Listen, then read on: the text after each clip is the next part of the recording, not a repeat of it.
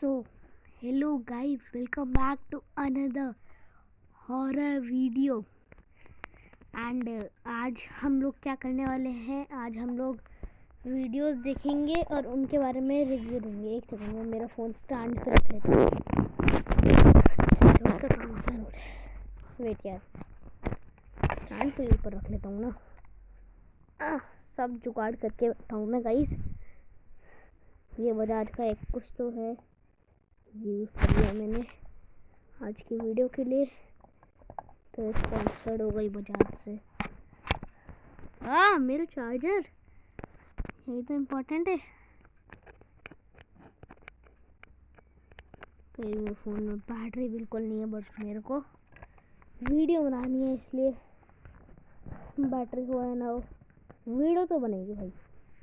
बहुत दिन से नहीं बनी, आई थिंक आज एक और वीडियो आएगी।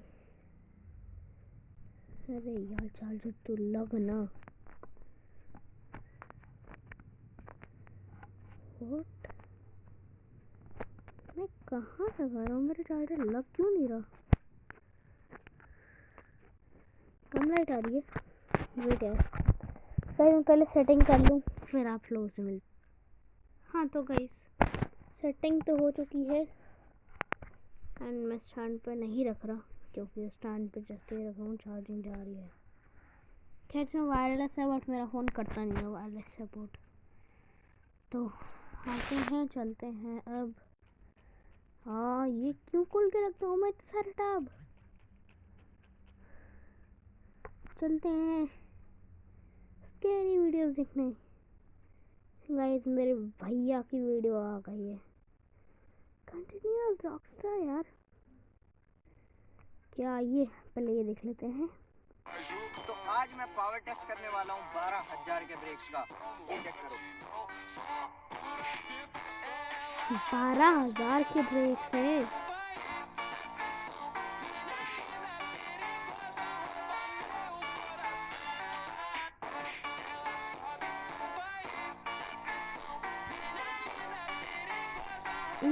उन्होंने मेरे को बता तो रखा है कि ये 12,000 के ब्रेक्स है।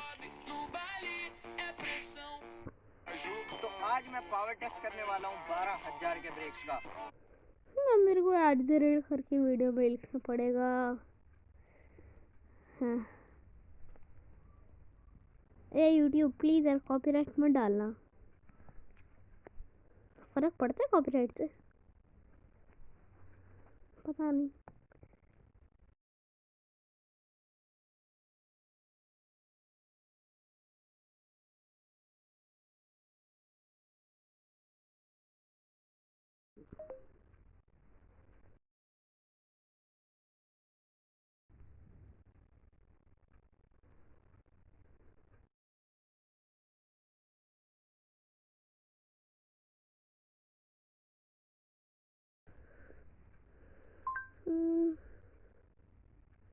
Most horror stories.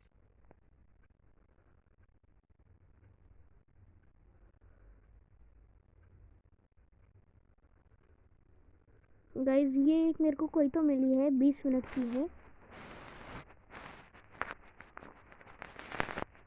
इसको अब देखते हैं। एक सेकंड, स्माइलिंग मैन वाली आपको शॉर्ट देखनी है, चलो देख लो। खैर नहीं लिखनी पड़ेगी मेरे को। 3 steps to survive the smiling man. 1. If you see him, never wave back. Just keep walking or he will notice you. 2. If you encounter him, don't run or he will follow you and will not stop. 3. Don't be afraid. 3 steps to survive the smiling दिख man. नहीं रहा ना। 1. If you पागल हूँ मैं। एक second यार, size छोटा कर देता हूँ। बहुत छोटा हो गया, बट ठीक है।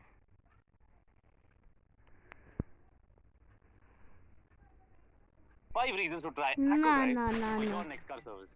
So AI जनरेटेड देखनी है ना आप लोगों को।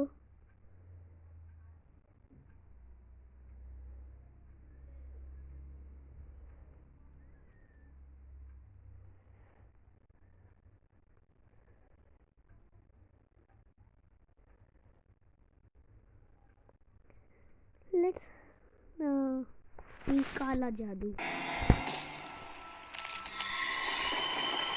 ओके, काला जादू।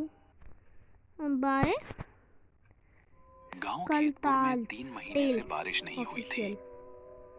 आसमान जैसे रूठ गया था।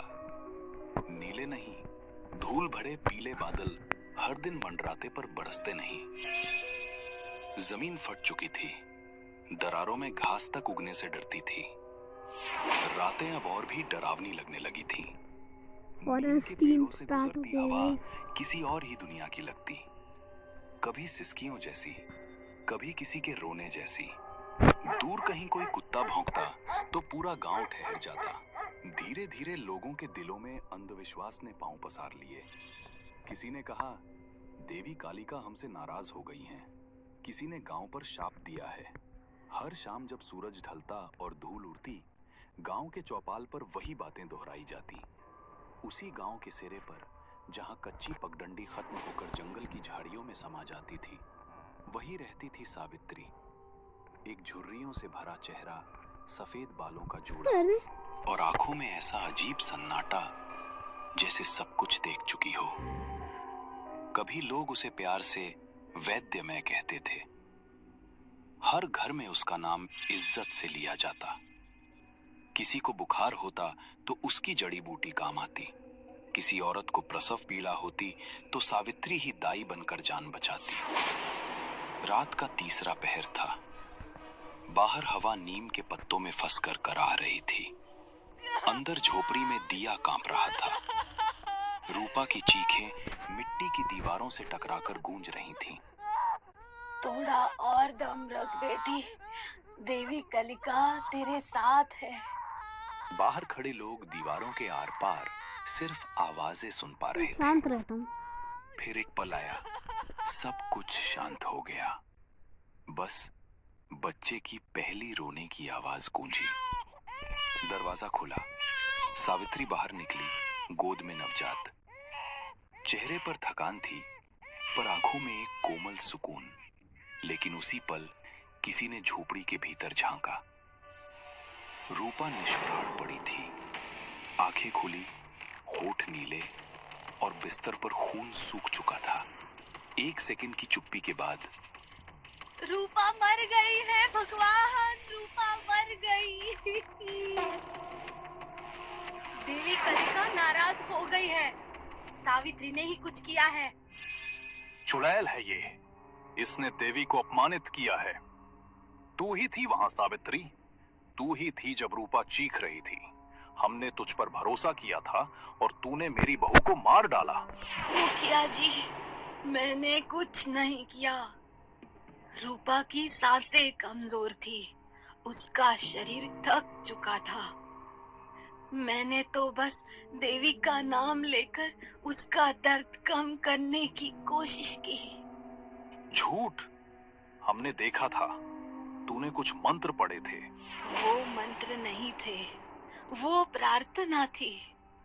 हर जन्म कठिन होता है और मैंने तो हमेशा बच्चों को जिंदगी दी है।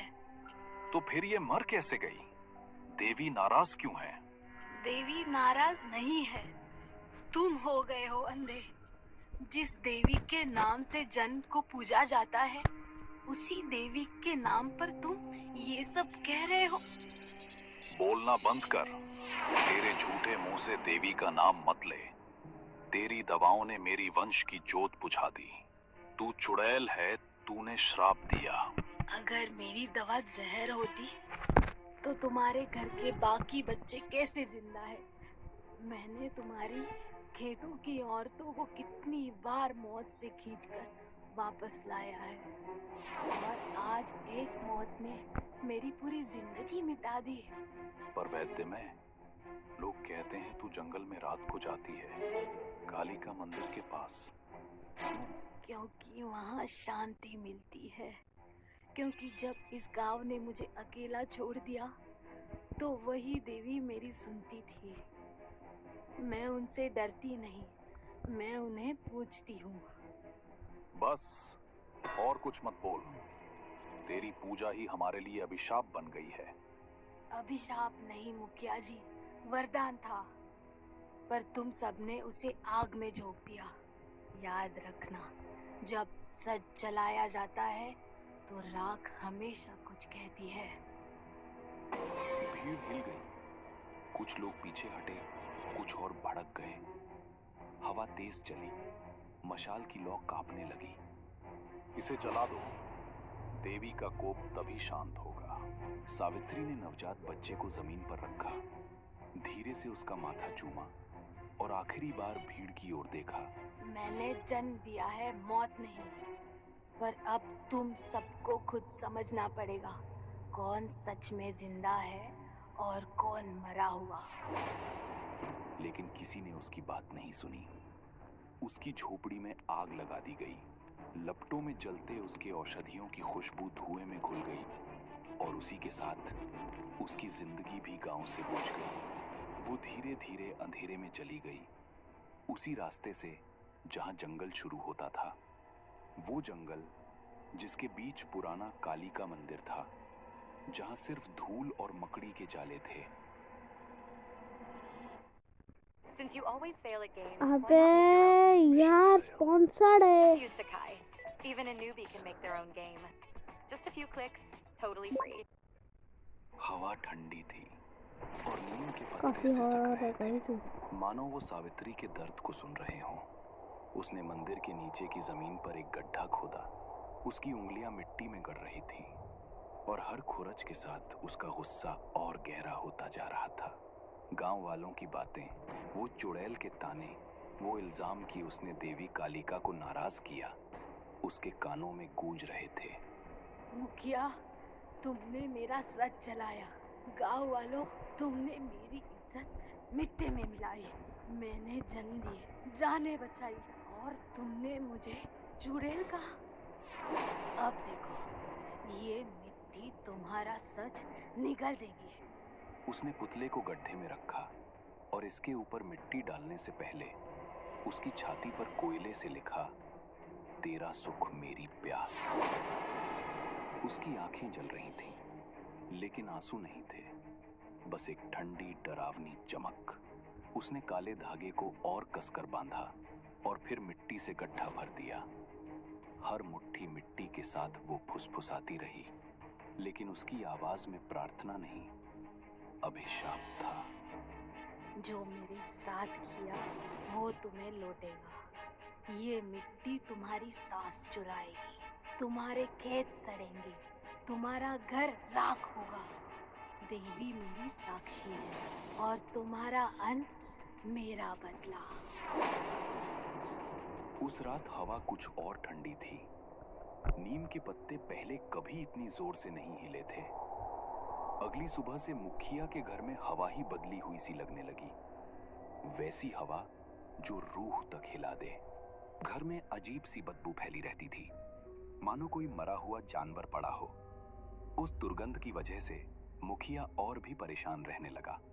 धीरे धीरे मुखिया के खेत भी सड़ने लगे, सूखे, मुरझाए, जिन पर मक्खियां भिनभिनाने लगी। एक दिन अचानक उसके घर की गाय भैंसें भी बहुत बुरी हालत में पाई गई, मानो कई महीनों से बीमार हों। उनके शरीर पर कीड़े पड़ने लगे थे। और लता, मुखिया की पत्नी, उसकी तबीयत नीम की छाया सी पसरी रही। पहले हल्की थकान, फिर धीरे धीरे बाल झड़ना शुरू हुआ। तकिए पर काले तारों की तरह गिरा उनका ढेर किसी पुरानी हवा की कहानी सुनाता। एक एक कर उसके हाथों पर गोल गोल नीले हरे निशान उभरने लगे। ना तो आम जख्म, जैसे किसी ने छोटे छोटे सिक्के उसकी त्वचा में ठोंक दिए हों। जब कोई उन्हें छूने की कोशिश करता, हाथ ठंडे पड़ जाते, मानो मरे हुए धातु को छू लिया हो। रातें भयानक हो गईं। हर 3-4 घंटे पर लता चीख कर उठती। उसकी आवाज में इंसानी आवाज की परत टूटकर कुछ और ही निकलता। कभी वो बमुश्किल शब्दों में पुकारती,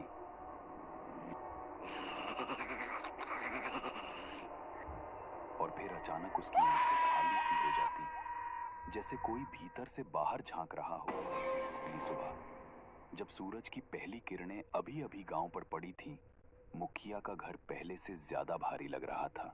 मुखिया की आंखें लाल थीं, नींद से दूर, और उसके चेहरे पर वो थकान थी जो डर से जन्म लेती है। उसने गांव के पंडित हरिनाथ को घर बुलाया। पंडित जी, ये क्या हो रहा है? मेरे घर में मौत की छाया क्यों मंडरा रही है? वो बदबू, वो कीड़े, लता की हालत, सब कुछ सड़ रहा है। पंडित हरिनाथ ने अपनी माला घुमाई, आंखें बंद की और फिर धीरे से खोली। उन आंखों में अंधेरा था, जैसे कोई पुराना रहस्य बाहर आने को बेचैन हो। मुखिया जी, ये कोई साधारण बात नहीं। किसी ने काला जादू किया है। हाँ, काला जादू जो रूहों को जगाता एक है। सेकंड, ये जो चीज बोल रहा है काला, साधारण बात नहीं, ये कौन सा साधारण है?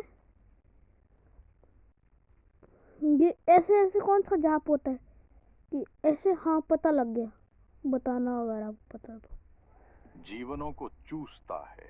कमेंट्स काला कराने जादू? के एंजॉय टेक्निक कौन कर कमेंट्स सकता होता है। है ऐसा? सावित्री, वो चुड़ैल, क्या वो? चुप, नाम मत लो उसका। वो नाम ही अब अभिशाप है। एक छाया, काली और ठंडी, जो तुम्हारे घर के चारों ओर घूम रही है। उसने कुछ दफनाया है। हाँ, उसका पुतला, उसके बाल और उसके कपड़े मंदिर के नीचे, पुराने कालिका मंदिर के नीचे, जहां जड़ें जमीन को चीरती हैं। मंदिर के नीचे? हे भगवान, क्या होगा अगर हमने निकाला नहीं? पंडित जी, पूर्णिमा से पहले अगर उसे निकाला नहीं गया तो मौत निश्चित है। नहीं सिर्फ लता की, तुम्हारी, तुम्हारे बच्चों की, पूरे घर की। वो जादू फैलेगा जैसे जहर की बेल, जो सबको लपेट लेगी। रूहें जागेंगी, हवाएं चीखेंगी और तुम्हारा घर वो बहुत सिर्फ डरावना राख है ये। बन जाएगा। निकालो उसे मुखिया जी, वरना देवी भी नहीं बचा पाएंगी।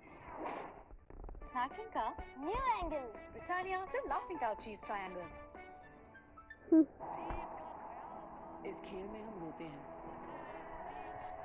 पर हंसते भी फ्राई हैं। जान, डेयरिंग है, फ्राइडे मतलब केयरिंग भी। ये खेल एक खेल से ज्यादा है। ये कल खेल भाई है आरसीबी इमोशन देती का। है टाटा इसमें WPL ही। every day 6:30 PM। WPL में कल आरसीबी जीती। रात का तीसरा पहर था। आसमान में चांद अधूरा टूटा सा लटक रहा था, जैसे वो भी डर से कांप रहा हो। जंगल की पगडंडी पर 4 लोग चले जा रहे थे। मुखिया, पंडित हरिनाथ और 2 गांव वाले, जिनके हाथों में मशालें जल रही थी। मशालों की लौ हवा में कांप रही थी। पुराना कालिका मंदिर अब सामने था। उसकी दीवारें टूटी मकड़ी के जाले लटक रहे थे और मंदिर के नीचे की जमीन ऐसी थी जैसे उसने सदियों से किसी को छुआ नहीं था। पंडित हरिनाथ ने माला घुमाई, मंत्र पढ़े और फिर मंदिर की सीढ़ियों के पास रुका। ओके, यही है, यही वो दफन है। ये जमीन चीख रही थी। खोदो, जल्दी खोदो, वरना वो रूह जाग जाएगी। मुखिया का चेहरा पसीने से तर था। उसकी आंखें डर और गुस्से से लाल थीं। उसने रामू और श्याम को इशारा किया और दोनों ने कुदाल उठाकर जमीन खोदना शुरू किया। मिट्टी सूखी थी, लेकिन हर कुदाल के साथ एक अजीब सी गंध उठ रही थी, सड़ांध, जैसे कोई मरा हुआ जीव वहां दफन हो। हवा अब और तेज हो गई। नीम के पत्ते सरसराने लगे। रामू और श्याम के चेहरे पर डर साफ झलक रहा था। उनके हाथ कांप रहे थे और हर बार जब कुदाल जमीन में गड़ती, उनकी आंखें चारों ओर देखती, जैसे कोई छाया उनकी पीठ पर सांस ले रही हो। अचानक कुदाल किसी सख्त चीज से टकराई। अरे एक तो धड़क की आया आवाज क्यों? गूंजी और सबके दिल धक से रह गए। रामू ने कुदाल फेंक दी और पीछे हट गया। श्याम ने मशाल पास की और मिट्टी के बीच कुछ दिखा। एक कपड़े में लिपटा हुआ मिट्टी का पुतला। उसका आकार छोटा था, लेकिन उसकी बनावट ऐसी थी जैसे कोई इंसान की नकल हो। पुतले के सिर पर लता के काले बाल चिपके थे और उसका शरीर लता के पुराने दुपट्टे में लिपटा था। सबसे डरावना था उसका गला, एक काला धागा जिसके बीच में लाल मोती टंगा था, जैसे खून का कतरा, और पुतले की छाती पर किसी ने कोयले से लिखा था, तेरा सुख मेरी प्यास। ये क्या है? ये सावित्री का काम है। उस चुड़ैल ने मेरे घर को बर्बाद कर दिया। ये सिर्फ जादू नहीं है, ये रूह का बंधन है। जिसने ये बनाया उसने अपनी आत्मा का टुकड़ा इसमें डाला है। अगर इसे जलाया नहीं गया तो ये तुम्हारे घर को खा जाएगा मुखिया जी। जला दो इसे। आज इस अभिशाप को खत्म करो। सावित्री तू जलाओ जहां भी भाई, हो, जलाओ मेरे घर को छोड़ जलाओ। दे। लेकिन जैसे ही मशाल की लौ पुतले को छूने वाली थी, हवा रुक गई। मुखिया की आंखों में अब सिर्फ डर नहीं, बल्कि एक गहरा अपराध बोध झलक रहा था। पुतला जमीन पर पड़ा था और काले धागे का लाल मोती चमक रहा था, मानो वो हंस रहा हो। जैसे ही मुखिया ने पुतले को उठाकर तोड़ने की कोशिश की, मंदिर के अंदर से एक आवाज गूंजी। तुम्हारा अंत मेरा उसी बदला। पल मशाल की लौ कांप कर बुझ गई। अंधेरा ऐसा छाया जैसे जंगल ने सब कुछ निगल लिया हो। पंडित हरिनाथ की माला जमीन पर गिर पड़ी और उसकी सांसें रुक गईं। रामू और श्याम पहले ही भाग चुके थे। मुखिया जी, ये अब हमारे बस में नहीं। ये रूह, ये सावित्री की नहीं, ये कुछ और है। नहीं, ये उसी चुड़ैल का काम है। मैं इसे जला दूंगा। मंदिर की टूटी दीवारों से एक कराह निकली और जमीन हल्के हल्के कांपने लगी। मुखिया ने पुतले को जमीन पर पटका, लेकिन वो टूटा नहीं। सो उसका काला धागा फट गया और लाल मोती जमीन पर लुढ़ककर मंदिर की सीढ़ियों में गुम हो गया। रोको, उसे मत छुओ। ये अभिशाप अब तुम्हारे खून में उतर चुका है। भागो यहां से मुखिया जी, भागो। लेकिन मुखिया ने उसकी बात नहीं सुनी। वो पुतले को उठाकर मंदिर के बाहर की ओर दौड़ा, जैसे उसे आग में झोंक देना ही एकमात्र रास्ता हो।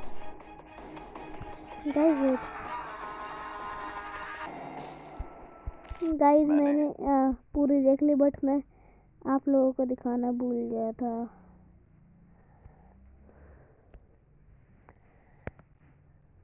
देखो यार तुम लोग, अरे यार scary pumpkin, what are you, what is this happening? एक सेकेंड में वापस लगाता हूँ उसको। मैंने सिर्फ अपने घर को बचाना चाहा। सावित्री, तूने मेरे साथ ये क्या किया? लेकिन उसके की तरह ये सख्त देखो। काला दाग था, मानो किसी हमने यहाँ तक मंदिर देख ली की ना। सीढ़ियों में गुम हो गया।